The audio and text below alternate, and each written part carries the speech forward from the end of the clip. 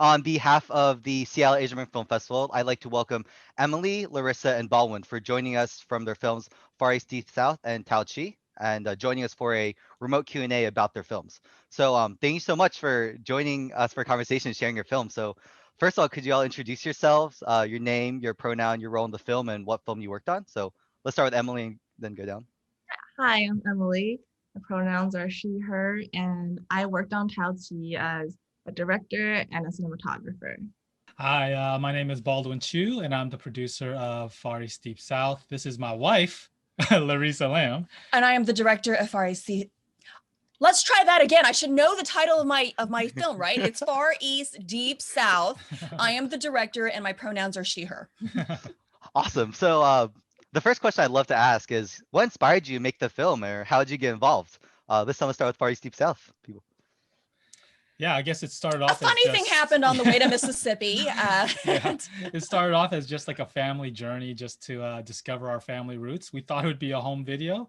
Actually, I told Larissa, since we're married and we had a little baby at that time, I was like, stay away. Just let us figure out what's going on with our family and our history, and just stay out in the back. I was literally like sitting in the back of our van. There's like a scene in our film where I'm in the back of the van and I'm like sleeping. Like I had no idea. I wake up, we're in Cleveland, Mississippi.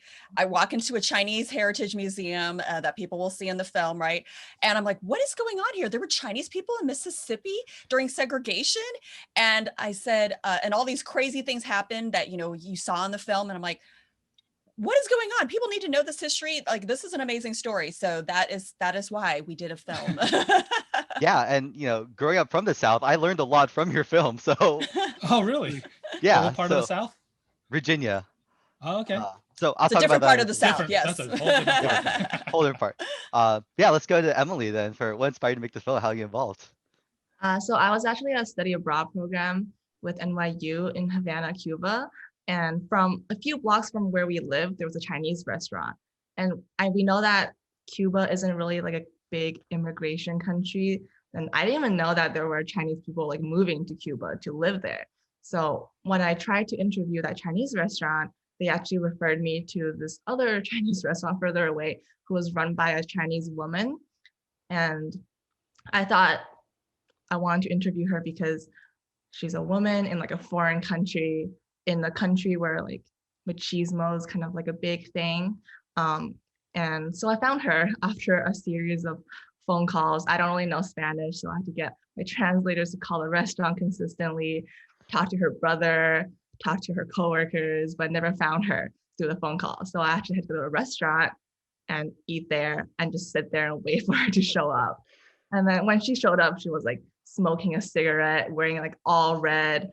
And I was like, wow, she exists in Cuba. So I ended up adding her on WeChat, and then we kind of organized from there to follow her around for a few days, see her family, and eventually just make like a portrait film about her life. Wow, so both these films were just seem to be like created very organically from like finding very interesting subjects. I love seeing that about documentaries.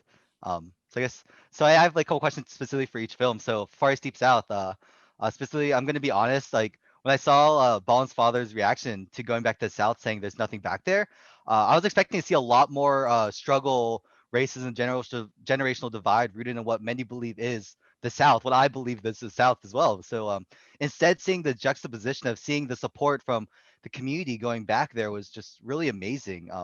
So I guess what was the choice on focusing less on the racial politics of the South and more about the personal history and finding out a lot about your grandfather? Well, I think it just organically happened. I think we were surprised too. And, we do want to make a distinction, like, the racial relations today and obviously back, pre-civil rights is very, very different. And again, part of it is just, it was so complicated because you can dive in. There's so many questions, like, why is it different now than it was back then? And when we were doing a lot of the different edits and we started to throw in too much history, it got to be overwhelming for the audience. And I think when we were testing the film out with different audiences, the thing that people gravitated most was the personal experience, the family experience. And, and really that was the thing that we wanted to draw people in with. Like, I think there's so many different layers and levels with Baldwin's families, and especially his father's journey, that we wanted to tell the history kind of around their eyes and what they discovered, and really discover the history, help the audience discover the history like our family discovered the history at the same time. Yeah, I think we wanted to really focus on the impact of that era on families rather than just the historical aspect of it. And the best way to do that was to really dive into the personal struggles and the feelings and the emotions that our family went through when we made this discovery. Yeah, and it was just such a touching story, just seeing your father just go through this whirlwind, seeing everyone there, all your entire family going through. It was amazing seeing that film. So thank you for sharing that. Thanks. Um, so I another question I have is from the title Far East Deep South. I was super intrigued about the subject since I grew up in the South, and you don't really see a lot of representation of Asians in the South. Every time I think about, it, I'm like, there are Asians in the South. What's going on? So now that the film's been played at other places and many people have seen it, what's the reaction been from people watching the film, but specifically people out watching the film, and has it inspired other people to look into their family histories? I think that's really what we wanted. We wanted people to tell their stories as well. We wanted to use our story as an example, and we've gotten really great positive reactions. A lot of surprises, just like you. I mean, even from people in the South. Actually, I got a message this morning from somebody from the South who was actually in our film, and she was like, "Wow, like we grew up in the South and took things for granted." And it wasn't really until we saw your film that we put it all together to see how it really affected the lives of our community. And we didn't even know how much it affected our lives until we saw your film about us. So Yeah, and I think the other thing is, as we've traveled around the country with this particular film virtually, but we did a short film called Finding Cleveland that we toured prior to this. And, we got to meet people from the Mississippi Delta all over in all the major cities that we went to. There are people in Chicago, in San Francisco, in New York that are originally from the Delta, and they live among us, as I always say. And we just don't know, just like you, Andrew, you're from Virginia, and people may not know that. You're out in Seattle now. And it's like it's just part of the normal fabric of America. And that's what we really wanted to show. And again, the South is just one part of it. We can mention so many other Southern states or even Midwestern states, plain states. Like, people just don't know that their Chinese are everywhere or Asians are everywhere. And it's just normal. And we want to see people embrace that. Yeah, super well put. Thank you for sharing. I'm gonna switch over to a little question for Emily for Tao Chi. Similarly, I was unaware about the presence of the Chinese people or just the Asian community in like the South. I was unaware of just the Chinese community over in Cuba as a whole. I just straight up didn't know. And seeing the subject talk so highly about moving to a different country and how she didn't think she can go back to China was super interesting. Especially from like looking at from typical stories like immigration. That I hear. So what were your expectations when you started to get to know Tao Chi, and what became the reality of it as you got to know her more and more and following her those couple days you were following her? Yeah. I didn't really have any expectations going into it. I had no idea what her life was like in Cuba because I had only been there for a couple of weeks at that point. I thought that because we had such a big age difference that I wouldn't be able to connect with her story as much. But surprisingly, I totally connected with her story of like learning a new culture, a new language, and kind of missing home, but at the same time knowing that because you're so used to this new lifestyle that going back to China would be difficult. I feel the same way about that because I'm so used to like the work style, living style of America that the society in China, it would be really difficult for me to get used to again. So, and I was really surprised to hear that she has built such a strong community in Cuba because when I went there, the technology wasn't super advanced. Like, it was difficult for people to get 3G data access or like internet access. But because she was so well off with her restaurant business that she had access to a smartphone and all these technology advancements that normal, like typical Cubans didn't have access to. So she ended up building, like, she was involved in a huge community, well, not huge, but like of all the people, all the Chinese people in Cuba. Like, she built a community on WeChat where they exchange information about where they can find groceries, who's going back to China or America to get supplies for her restaurant. And this huge, like, just network that she founded, or she like was involved in, that just helped each other out. So I thought that was really interesting that I found in Cuba. And that was like, what was it, a WeChat of like 500 people, give or take? Is that the... Probably like less, maybe like Oh, 200, 300. There really isn't a lot of like Chinese born citizens in Cuba, although Cubans have a long history of like second or third generation Chinese Cuban like mixes. Like her husband, I think he's third generation Chinese, but he actually had the chance to go back to China to train in wushu, and he opened up like a wushu like school in Cuba for Cubans to get experience in like Chinese martial arts and history. yeah, that was super awesome seeing that like school in that your short film. So thank you for sharing that.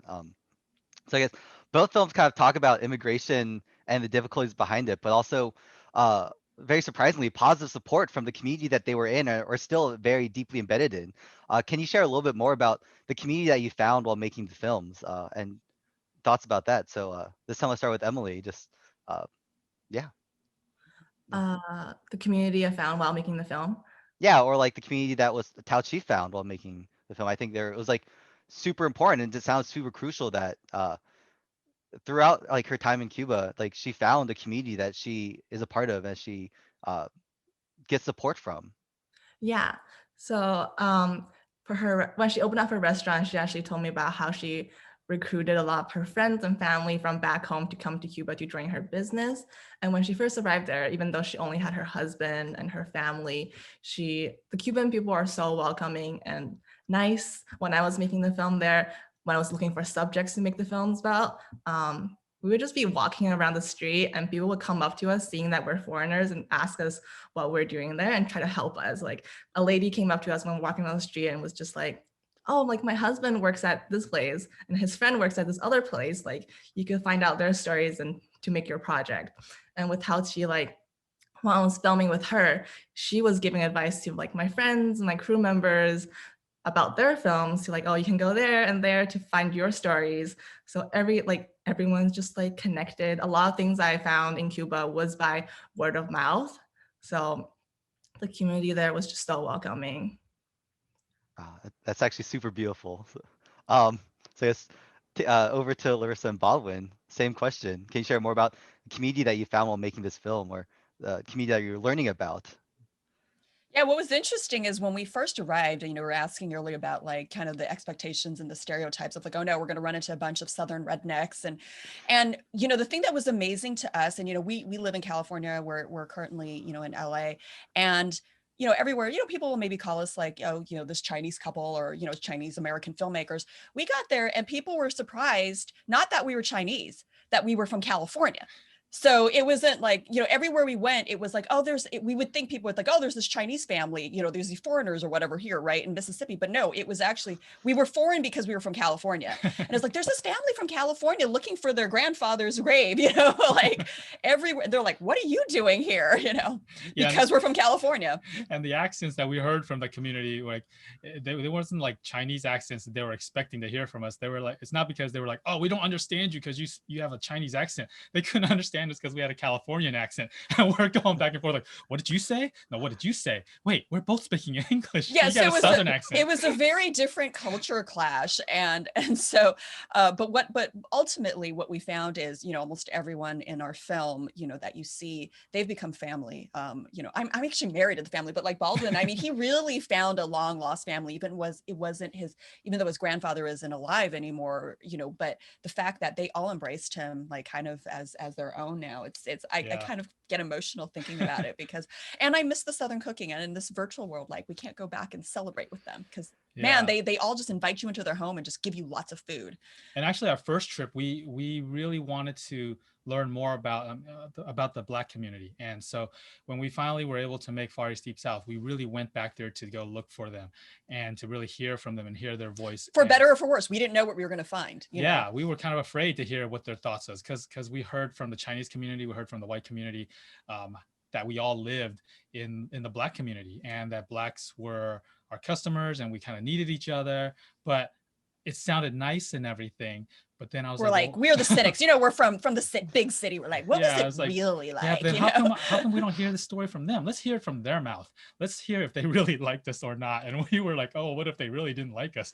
And the community was so open to us. In fact, I was on the phone yesterday for like an hour with one of the members from that community that had moved to Chicago, and we just talked about living in the South and how her family knew so many Chinese families, and how it was so important for the Black community to be with the Chinese community, and to hear it from their mouths, to hear about what the relationships were like. It really touched us, and we really hope that the film can be used as a tool to be able to promote diversity and to promote reconciliation and better understanding of our shared history together. And Mayor Levon Jackson cooked us ribs and invited Oh us into my his gosh, home. yes. Some of the most awesome ribs. Yeah, that's something I do miss from the South a lot as well, the food. So it's now for both y'all as well. Looking back now, what was the most memorable part about making this film? Whether it was like a fun moment, a personal moment. Yeah, so let's go to Emily. This, I think one of the most memorable parts of making the film was when I went grocery shopping with her. People thought me and my team member were her daughters because we were Chinese. And then it also kind of reminded me of like my mom, because while Tao was grocery shopping, all these vendors knew her because she shopped there so much, and they would give her free stuff. And I just remember when I used to go shopping with my mom back in China at these markets, they would all know her, and they would just, like, these vendors would give me free cucumbers to like chew on while I was walking around, and they would give my mom like free ginger or scallions because they had such a close relationship. And that would just reminded me of like my childhood in China. awesome. Thank you for sharing that. Same question over, Larissa. You want to start, or you want to? um there's just, I think, all the surprises. Yeah, I mean, in our film we see all these surprises after surprises, and so I think it's really the discovery aspect of learning about the discovery of learning about our community, learning about how we got there, what happened there, and all the people that we met. I think those are the most memorable things for me, like to be in those moments where, and to be able to show those moments as they happened. Yeah, there's so many memorable moments, which is why we decided to make the film. But I think for me, I think one of the things that we felt, was important, that just we had a diverse crew. And we had two guys that were in Mississippi. That was another tip we got from another filmmaker friend, was like, try to pick up some local crew when you go on the shoot, because they know the locations. And so some of the shots that we have in our film, there are places that we never would have discovered without those crew members, like Moon Lake, some of the cotton fields that we shot in, because I'm like, I'd love some shots of cotton fields. I mean, yes, they're everywhere, but what our DP in Mississippi was like, I know the perfect spot because I've shot there all the time.